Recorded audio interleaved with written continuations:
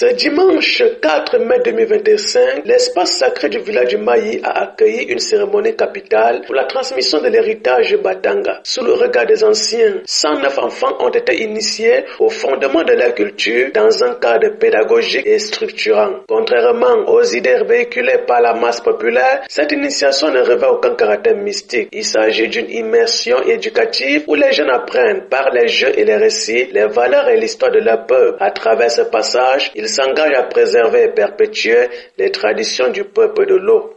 Comme vous pouvez le constater, les âges sont très petits parce que nous savons qu'un jour, nous passerons.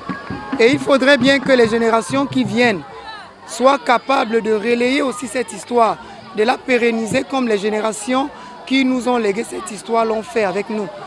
Donc, il est question ici, n'est-ce pas de leur faire une initiation religieuse ou alors une mystico-religieuse si vous voulez, mais plutôt, comme vous avez pu remarquer, de leur retransmettre les jeux dans lesquels nous avons grandi, de leur raconter, n'est-ce pas, l'histoire qu'ils ne doivent jamais oublier, de leur montrer un peu ce que c'était que le peuple Batanga avant. Cette cérémonie repose sur la transmission des savoirs ancestraux. Les enfants réceptifs et appliqués ont participé activement à leur apprentissage, découvrant des récits fondateurs et des valeurs qui définissent l'identité Batanga. J'ai suivi que les Batanga sortent de l'Égypte.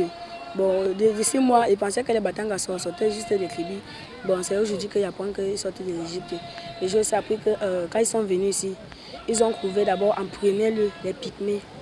Ce sont les Pygmées qui étaient les premières personnes à être ici. Maintenant, ils ont aussi trouvé les Bakoko. Et donc, ils ont fait une guerre. Et sur cette guerre, alors, ils sont sortis vainqueurs. Les Pygmées sont partis lointain dans la forêt. Et les Bakoko ont perdu la guerre, ils sont repartis.